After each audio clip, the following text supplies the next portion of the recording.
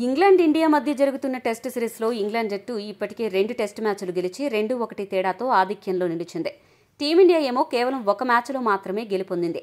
ఇక్కడ ఒక ఆసక్తికరమైన విషయం ఏంటంటే ఓడిపోయిన 2 మ్యాచ్లు కూడా టీమిండియా గెలవాల్సినవి. కానీ టీమిండియా చేసిన స్వయం కృతాపిరాదాల కారణంగా ఇంగ్లాండ్ గెలుపొందింది.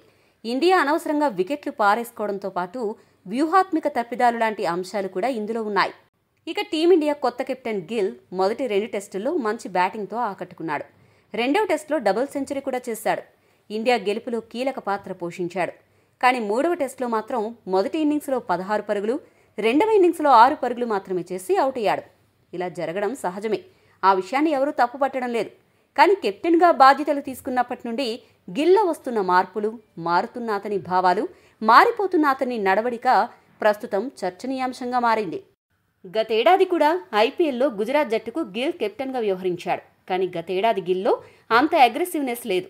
కానీ ఈ ఏడాది గుజరాత్ కెప్టెన్ గిల్లో దూకుడు కనపడింది. ఎంపైర్లతో విపరీతంగా వాదులాటకు దిగాడు. ఇక ఐపీఎల్ ముగిసిన తర్వాత టీమిండియా కెప్టెన్గా గిల్ బాధ్యతలు తీసుకున్నాడు. ఇంగ్లాండ్ టెస్ట్ సిరీస్లో కెప్టెన్గా అరంగేట్రం చేసిన గిల్ మ్యాచ్లు సాగుతున్న కొద్దీ దూకుడు పెంచుకుంటూ పోతున్నాడు. దూకుడుగా ఉంటేనే కెప్టెన్సీ చేసినట్లుంటుంది అనే మైండ్ సెట్తో గిల్ ఉన్నట్లున్నాడు. అవసరమైనప్పుడు దూకుడుగా ఉంటే తప్పులేదు. కానీ అవసరం లేకున్నా అనవసరంగా తాను ఒక అగ్రెసివ్ కెప్టెన్ అని నిరూపించుకోవాలని గిల్ తాపత్రయపడుతున్నాడు.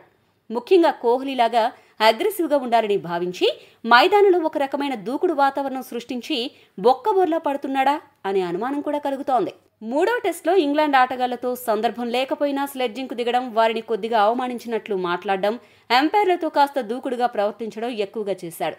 దీంతో బ్యాటింగ్ మీద కాన్సంట్రేషన్ తగ్గిపోయింది అనే వాదన కూడా వినపడుతోంది.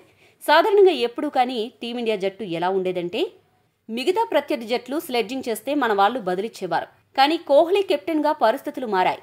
కొన్నిసార్లు కోహ్లీనే మొదట స్లెడ్జింగ్ చేసేవాడు. అదే పంథాలో గిల్ కొనసాగుతున్నట్లు కనిపిస్తోంది. కాకపోతే ఇక్కడ గమనించాల్సిన విషయం ఏంటంటే, కెప్టెన్గా గిల్ ఇంకా ఓనమాలు దిద్దుతున్నాడు. కెప్టెన్గా అతని అనుభవం కేవలం 3 టెస్ట్ మ్యాచ్లు.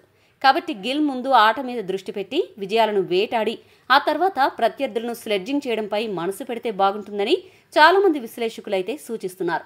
మరి మిగిలిన 2 టెస్టుల్లోనైనా కెప్టెన్గా ఇండియాను ఎలా ఒక సరైన పందాలో నడిపించాలో గిల్ ఆలోచించాలి అని, ఆలోచిస్తాడు అని భావిద్దాం. గిల్ ఇలా దూకుడుగా ఉండడం మంచిదేనా, లేక ఆట మీద మొదటి దృష్టి పెట్టడం మంచిదా? మీ అభిప్రాయాన్ని కామెంట్ సెక్షన్లో కామెంట్ చేయండి. మరిన్ని స్పోర్ట్స్ అప్డేట్స్ కోసం మా ఛానల్ను సబ్స్క్రైబ్ చేసుకోండి.